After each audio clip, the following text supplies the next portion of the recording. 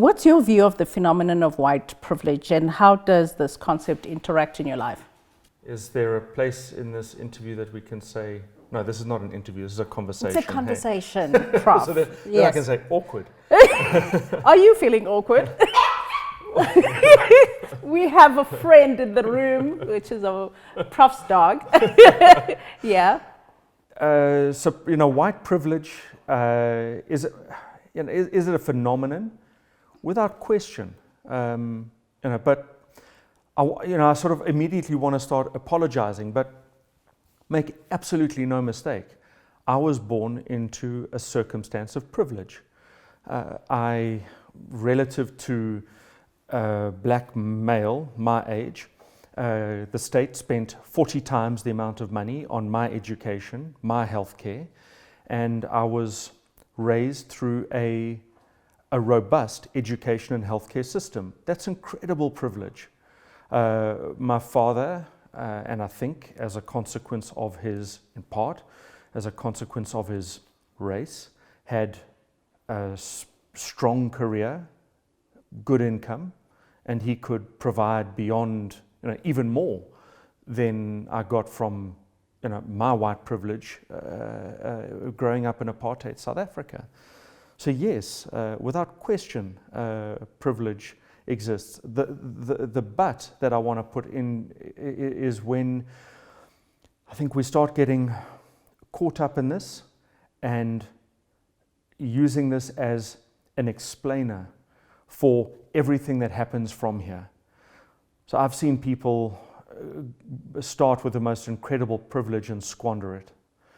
I've seen people start with the most incredible privilege and rub it in others' faces.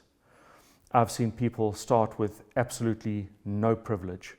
And one of my favorite examples of this is the cohort that I had the extraordinary opportunity of looking after at the University of Natal, called the MEC group. Mm-hmm. And out of this MEC group have come people who were born into, let's give them a handle, historically disadvantaged.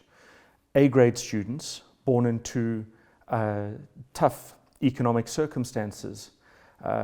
And I had the privilege, the white privilege, of using my education advantage to help them through university. Yeah.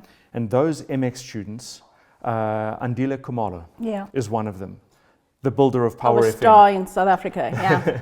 Ernest Quinda, who's building a fantastic career in finance and corporate finance. Philisiwe Sibiya, who went on to become the CEO of MTN Cameroon. These were people born into absence of privilege, disadvantage, and look what they've done. So we can turn it around, It's how we energize. And if I've got privilege, yes, I can share it.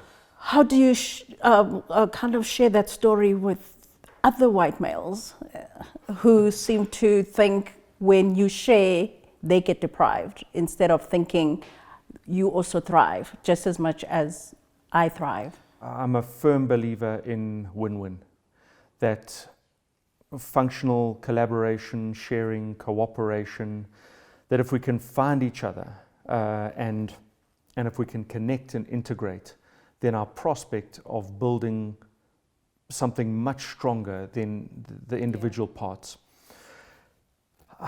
Otherwise, we're trapped. Yeah, and also just to make our country stronger, I always think if more of us are prosperous, the more our economy will be prosperous.